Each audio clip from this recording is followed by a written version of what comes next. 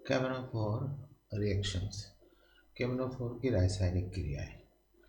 कैमेनोफोर की रासायनिक क्रियाओं को लिखने से पहले कैमेनोफोर को पहचानना पड़ेगा कि एक्चुअली कैमेनोफोर में है क्या क्या।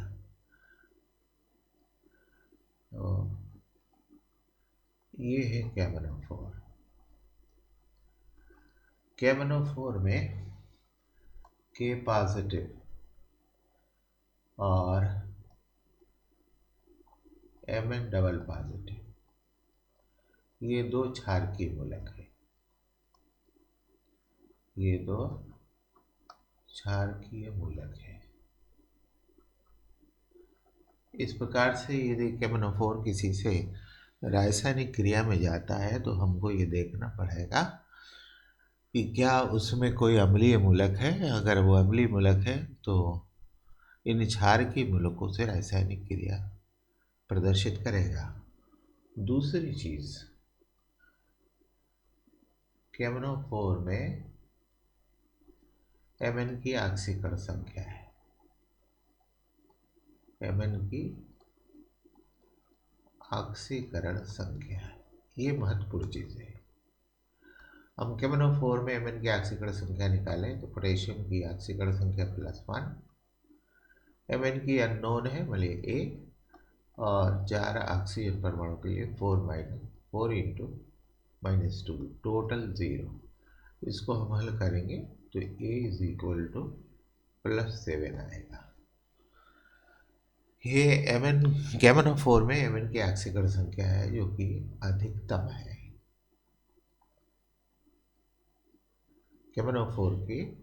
कैमेनोफोर में Mn की ऑक्सीकरण संख्या अधिकतम है।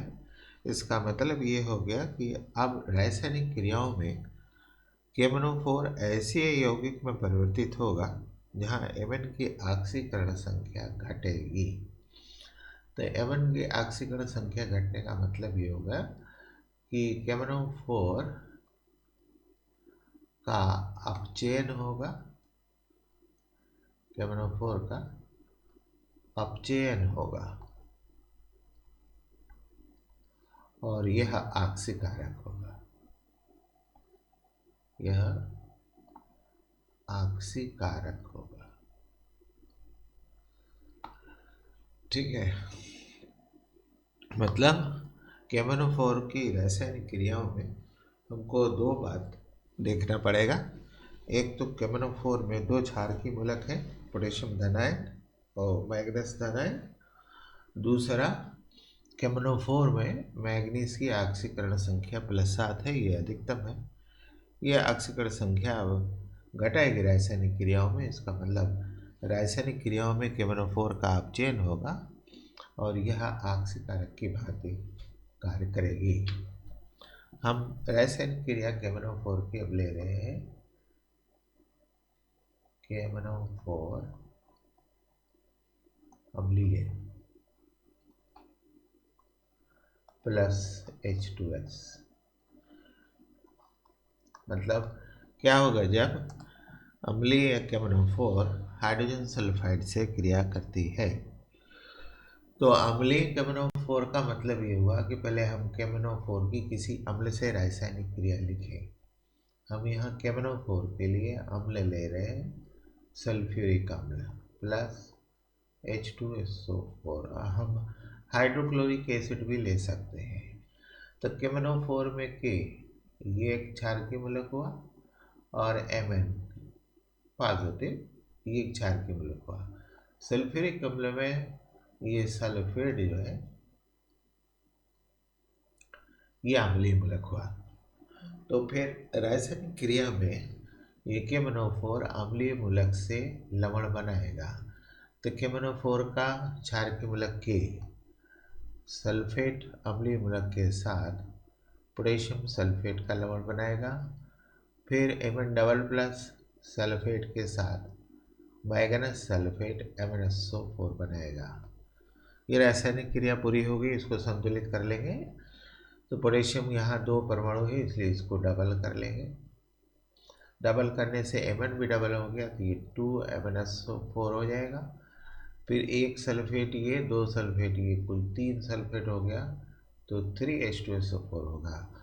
फिर ऑक्सीजन परमाणु संतुलित करने के लिए यहाँ 3H2O जोड़ेंगे, 5 ऑक्सीजन बच जाता है, तो ये नवजात ऑक्सीजन के रूप में मुक्त हो जाएगा। तो ये अम्लीय KMnO4 का व्यवहार हुआ। यानी KMnO4 तनु सल्फ्यूरिक अम्ल के साथ नवजात ऑक्सीजन देगा, यही इसके ऑक्सीकारक गुण को प्रदर्शित करेगा। अब जो हाइड्रोजन सल्फाइड से इसकी क्रिया होगी, तो ये हाइड्रोजन सल्फाइड नवजात ऑक्सीजन के साथ क्रिया में भाग लेगा। तो यहाँ H2S में सल्फर की ऑक्सीकरण संख्या -2 होती है, तो चूँकि KMnO4 में Mn की ऑक्सीकरण संख्या +7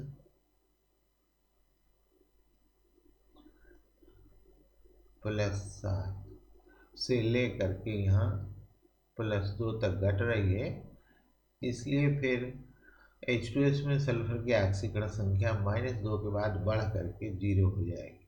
तो 0 का मतलब गंधक अवक्षिप्त हो जाएगा, और फिर ऑक्सीजन संतुलित करने के लिए H2O जोड़ देंगे। तो यहाँ एक नवजात ऑक्सीजन का इस्तेमाल हुआ। ये नवजात ऑक्सीजन 5 की संख्या में हमको पहली लाइन में मिला है, तो हम यहाँ कुल नवजात ऑक्सीजन के उपयोग को दर्शाते हुए 5 से गुणा कर लेंगे, यानी जितना नवजात ऑक्सीजन बना है वो पूरा यहाँ प्रयुक्त हो जाएगा। अब ये पूरी क्रिया होगी, इसको जोड़ लेंगे, तो ये हो गया 2 KMnO4 प्लस ये 3H2SO4 प्लस क्रिया हुई H2S से, इसमें 5 का गुणा है, तो +5H2S हो जाएगा, और ये 5 नवजात ऑक्सीजन इस 5 नवजात ऑक्सीजन से कैंसिल हो जाएगा। पे हमको प्राप्त होगा K2SO4 प्लस 2MnSO4 प्लस ये 5 सल्फर 5S, और फिर 5H2 यहाँ और 3H2 यहाँ, कुल 8H2O। इस तरह से पोटेशियम परमैंगनेट की सल्फ्यूरिक हाइड्रोजन सल्फाइड यानी H2S से रासायनिक क्रिया का ये समीकरण हुआ। इसी के आधार पर अम्लीय पोटेशियम परमैंगनेट के आधार पर इनकी अन्य रासायनिक क्रियाओं को भी लिखा जाएगा। तो हम दूसरा रिएक्शन ले रहे हैं अम्लीय KMnO4 की, KMnO4 अम्लीय KMnO4 की ऑक्सैलिक अम्ल H2C2O4, ये ऑक्सैलिक अम्ल हुआ, इससे रासायनिक क्रिया का समीकरण लिया जाएगा।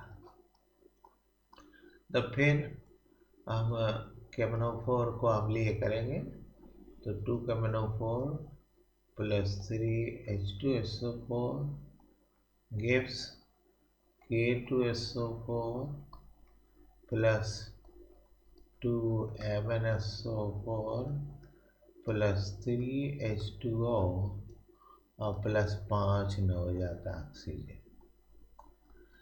यही नवजात ऑक्सीजन H2C2O4 से रासायनिक क्रियाओं में प्रयुक्त किया जाएगा।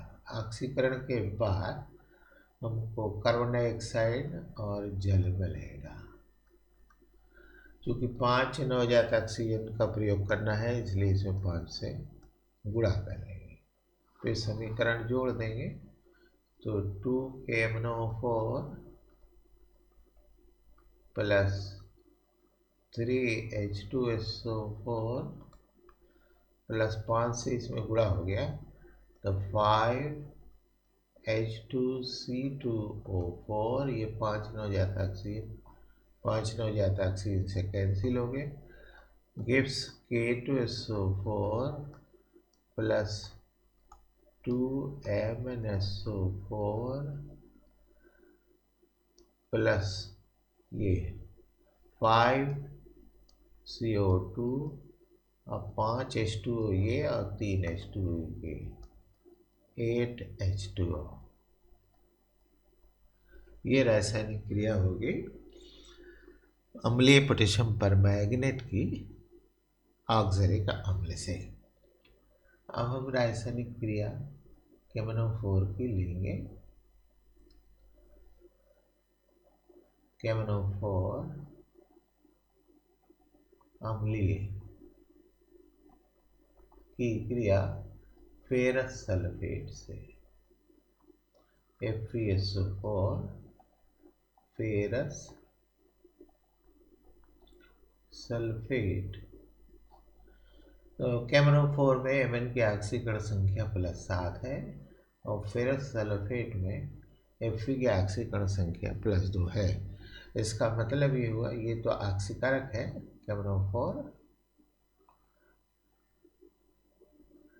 तो फिर ये फेरस सल्फेट का ऑक्सीकरण करेगा, यानी Fe की ऑक्सीकरण संख्या रासायनिक क्रिया के बाद +3 में बदलेगी। तो +3 में बदलने का मतलब ये हुआ कि फेरस सल्फेट का परिवर्तन फेरिक सल्फेट में Fe2SO4 थ्राइस में होना चाहिए। तो पहले इसको अम्लीय करेंगे, यानी 2KMnO4 plus 3H2SO4 gives K2SO4 plus 2MnSO4 plus 3H2O और प्लस 5 नवजात ऑक्सीजन।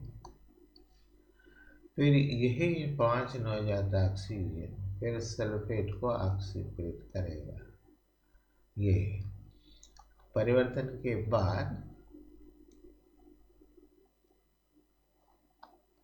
ये फेरिक सल्फेट में परिवर्तित होगा, Fe2SO4 थ्राइस। रिएक्शन हो गया, बैलेंस करेंगे। ये Fe का 2 परमाणु है, इसको डबल कर लेंगे। अब सल्फेट बैलेंस करेंगे, ये 3 सल्फेट है या 2 सल्फेट है। सल्फेट को संतुलित करने के लिए H2SO4 जोड़ेंगे, उतने ही H2SO4 जोड़ेंगे जितना सल्फेट कम होगा। तो यहाँ सल्फेट 2 है, यहाँ सल्फेट 3 है, तो 1 की कमी है, इसलिए 1 अणु H2SO4 यहाँ जोड़ देंगे। तो 1 सल्फेट ये और 2 सल्फेट ये मिलकर 3 सल्फेट होगा। ऑक्सीजन को बैलेंस करने के लिए H2O जोड़ देंगे। 5 नवजात ऑक्सीजन का प्रयोग करना है, इसलिए 5 से इसमें गुणा कर देंगे। फिर समीकरण जोड़ लेंगे, तो ये हो जाएगा 2KMnO4 प्लस ये 3H2SO4 है, और यहाँ 5 से गुणा कर देंगे तो 5H2SO4 हो जाएगा। तो यहाँ 3H2SO4 कैंसिल होकर के यहाँ 2H2SO4 बचेगा। तो प्लस नहीं 5H2SO4 यहाँ और 3H2SO4 यहाँ, यानी 5 ये और 3 ये, कुल मिलाकर के 8H2SO4 यहाँ प्रयुक्त होंगे। पहली लाइन में 3 अणु H2SO4 है, दूसरी लाइन में 5 से गुणा करने के बाद 5H2SO4 हो गया। तो 5 और 3 8H2SO4 8H2SO4 हो जाएगा। प्लस 5 से गुणा करने के बाद ये 10FeSO4 हो जाएगा। ये 5 नवजात ऑक्सीजन से कैंसिल हो जाएंगे। फिर gives K2SO4 plus 2MnSO4 plus 5 से गुणा करने के बाद ये हो जाएगा 5Fe2SO4 थ्राइस। अब 5H2O ये 3H2O ये, 3H2O और 5H2O यानी 8H2O हमको प्राप्त हो जाएंगे। इस तरह से अम्लीय KMnO4 की फेरस सल्फेट से रासायनिक क्रिया का ये समीकरण हुआ। अब हम अगले समीकरण पर चलेंगे।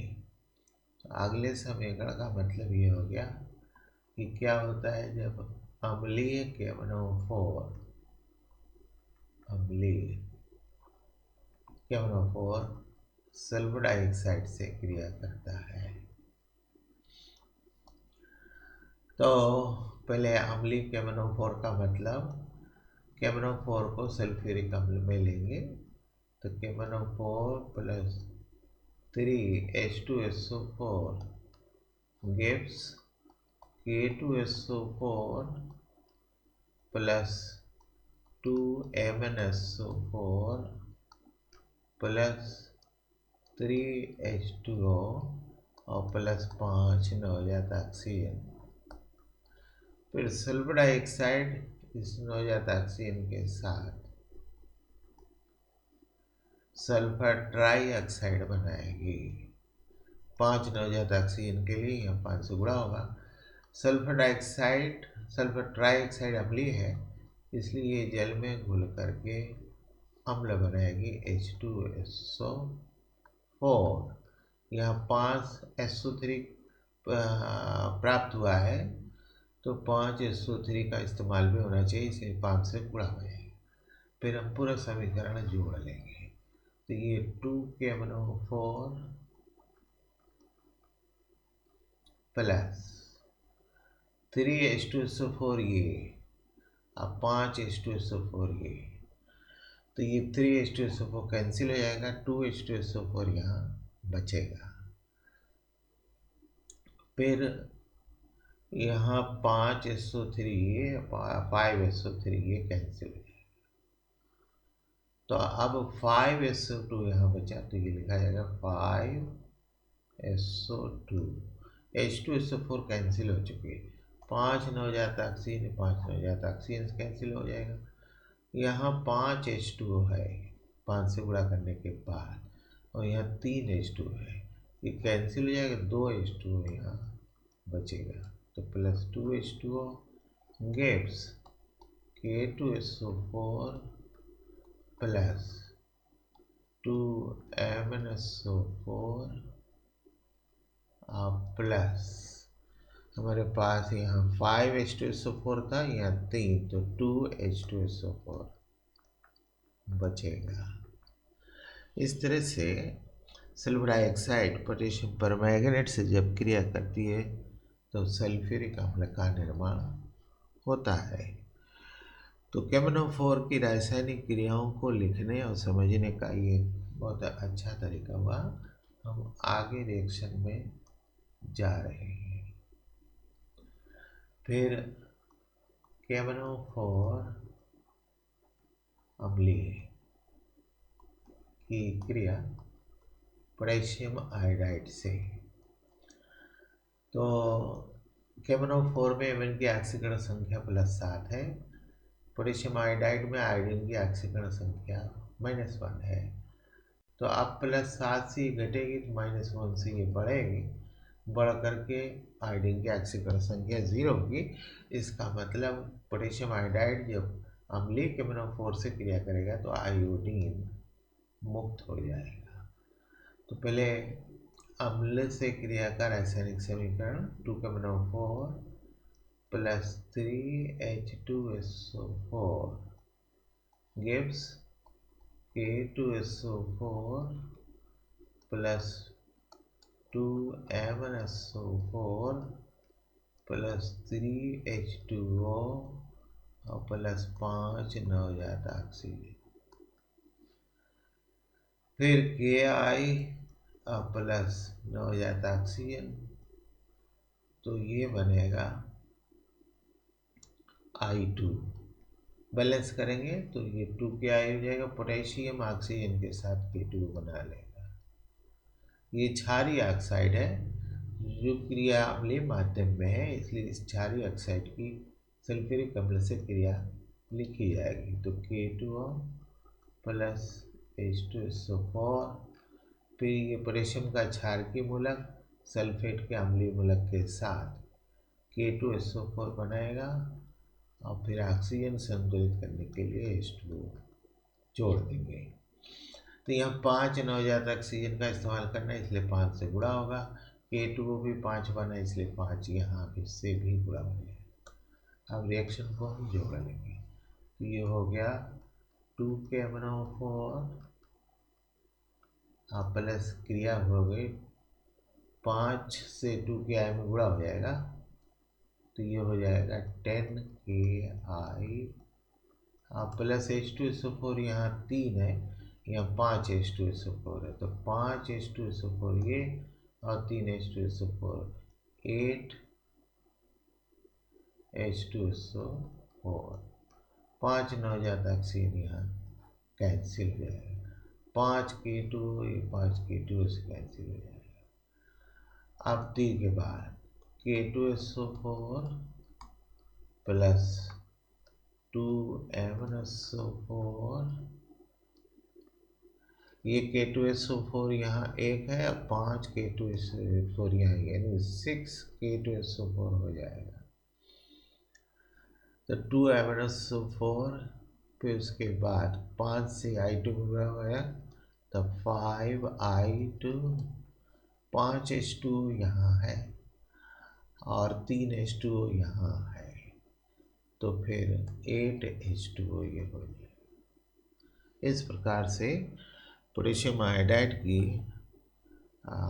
अम्लीय माध्यम में या अम्लीय पोटेशियम परमैंगनेट की अम्लीय माध्यम में पोटेशियम आयोडाइड से रासायनिक क्रिया का समीकरण हुआ।